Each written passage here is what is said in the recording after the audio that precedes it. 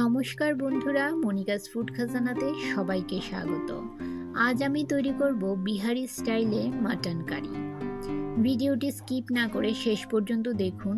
আশা করছি আজকের রেসিপিটি সবার খুব ভালো লাগবে। মাটন কারি বানাতে এখানে নিয়েছি 800 গ্রাম মাটন। মাটনটাকে খুব ভালো করে ধুয়ে পরিষ্কার করে নিয়েছি। এবারে এতে দিয়ে দিলাম 1 চামচ হলুদ গুঁড়ো, 2 চামচ নুন ও 2 চামচ সর্ষের তেল। আর কিছু এতে দেব না।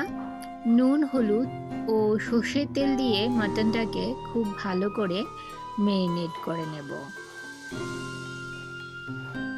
বন্ধুরা, আজকে যারা আমার চ্যানেলে নতুন, আমার চ্যানেলে প্রথম ভিডিও দেখছেন, তারা অবশ্যই চ্যানেলটিকে সাবস্ক্রাইব করে পাশে থাকা বেল আইকনটি প্রেস করে রাখবেন, যাতে যখনই আমি কোনো ভিডিও আপলোড করি এর নোটিফিকেশন যেন সবার প্রথম পৌঁছে যায় আপনাদের কাছে। মাটনটাকে খুব ভালোভাবে ম্যারিনেট করে আমি রেখে দেব 15-20 মিনিট। আজকের মাটনটা আমি প্রেসার কুকারে করব। এর জন্য গ্যাসের চুলায় একটা প্রেসার কুকার বসিয়ে এতে দিয়ে দিলাম 2 থেকে 3 টেবিল চামচ পরিমাণ সর্ষের তেল। তেল গরম হলে ফোড়নে দিয়ে দেব কিছু গোটা মশলা। এর জন্য এখানে আমি নিয়েছি 2টো শুকনো লঙ্কা, 2টো বড় এলাচ, 2টো তেজপাতা, একটা স্টার আর 3টে এলাচ, সামান্য জয়িত্রীর ফুল, 3টে লবঙ্গ, 3-4টে গোলমরিচ, একটা দারচিনির টুকরো, আর নিয়েছি 1 চামচ গোটা জিরে। সমস্ত গোটা মশলা আমি তেলে ঢেলে দিলাম। এবারে ফোড়নটাকে কিছুক্ষণ আমি নেড়ে নেব। মিডিয়াম ফ্লেমে নেড়ে চেড়ে কিছুক্ষণ ভেজে নিয়ে ফোড়ন থেকে যখন একটা সুন্দর গন্ধ বের হবে, তখন এতে দিয়ে দেব মিডিয়াম সাইজের কেটে রাখা 3টি পেঁয়াজ। পেঁয়াজগুলো আমি একটু বড় বড় করে কেটে নিয়েছি। মাটনে একটু বড় বড় করে পেঁয়াজ কাটলেই খেতে বেশ ভালো লাগে। সরু সরু করে কাটলে পেঁয়াজগুলো গলে যাবে আর মাটনটা খেতে ভালো লাগবে না, তাই পেঁয়াজটা একটু বড় করেই কেটে দেবেন। মাটন হোক বা চিকেন হোক, মাংসে পেঁয়াজটা একটু বড় করে দিলেই খেতে ভালো লাগবে। নেড়ে চেড়ে পেঁয়াজটাকে মিডিয়াম ফ্লেমে কিছুক্ষণ ভেজে নেব। যখন পেঁয়াজটার কালার চেঞ্জ হয়ে আসবে, একটা গোল্ডেন ব্রাউন কালার চলে আসবে, এবারে এতে দিয়ে দিলাম 2টো গোটা রসুন।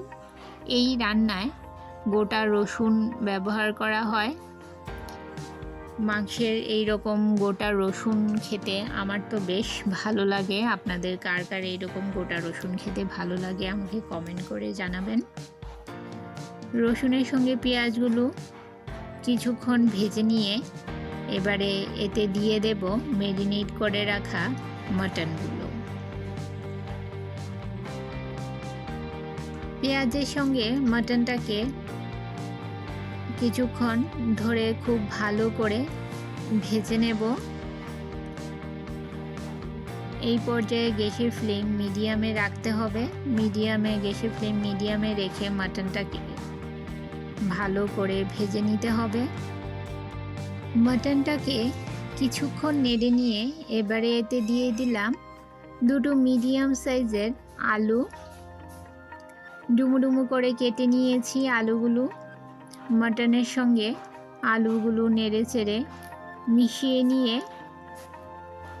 প্রেসার কুকারে ঢাকা দিয়ে আমি কিছুক্ষণ আলু আর মাটনটাকে কষিয়ে নেব। প্রেসার কুকারে ঢাকা বন্ধ করব না, জাস্ট উপর থেকে ঢেকে ঢেকে আমি এই মাটন আর আলুটাকে ভালো করে ভেজে নেব।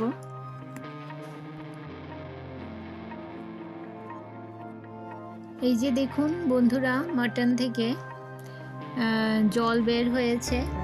এবারে মাটনটাকে কিছুক্ষণ নেড়ে চেড়ে নিয়ে এতে দিয়ে দিলাম 1 টেবিল চামচ পরিমাণ আদা কাঁচা লঙ্কার পেস্ট। এখানে আমি 1 ইঞ্চি পরিমাণ আদা ও 5টা কাঁচা লঙ্কা পেস্ট করে নিয়েছি। এবারে মাটনের সঙ্গে আদা আর কাঁচা লঙ্কা পেস্টটা খুব ভালো করে নেড়ে চেড়ে মিশিয়ে নিয়ে আরও 2 মিনিট আমি আলু ও মাটনটাকে ভেজে নেব।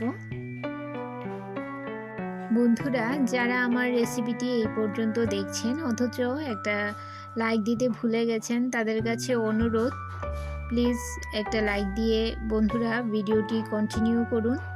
আপনাদের একটা লাইক পৌঁছে দিতে পারে আমার রেসিপি আরও বহু মানুষের কাছে।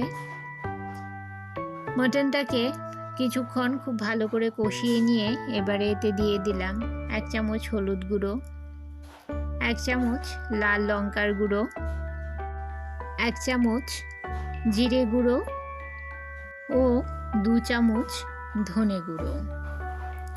এই রান্নায় ধনে গুঁড়োর পরিমাণটা একটু বেশি হবে, জিরে গুঁড়ো একটু কম দেব, ধনে গুঁড়োটা একটু বেশি দিতে হবে।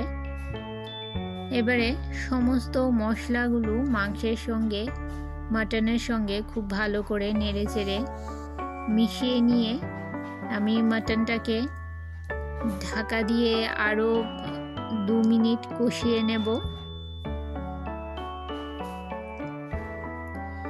এই মাটনটা রান্না করার আগে খুব ভালো করে মাটনটাকে কষিয়ে নিতে হবে, কষিয়ে নিয়ে তারপর রান্না করতে হবে।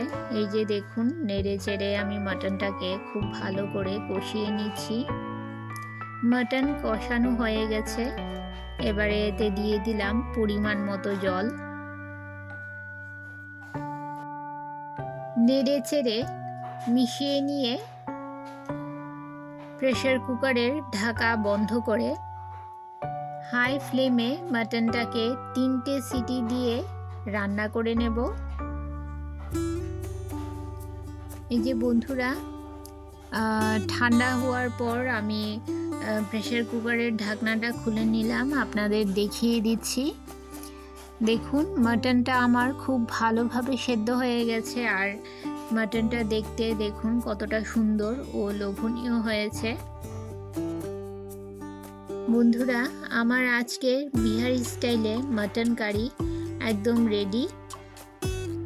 এভাবে আপনারা মাটন কারি বানিয়ে দেখবেন, দুর্দান্ত লাগে খেতে। বন্ধুরা, আমার আজকের রেসিপি আপনাদের কেমন লাগলো অবশ্যই কমেন্ট করে জানাবেন, আর ভালো লাগলে শেয়ার করবেন আপনাদের আত্মীয় ও বন্ধুদের কাছে। তাহলে বন্ধুরা, আজকে এই পর্যন্তই। আবার দেখা হবে আরেকটি নতুন ভিডিওতে নতুন রেসিপি নিয়ে। সবাই ভালো থাকবেন, সুস্থ থাকবেন।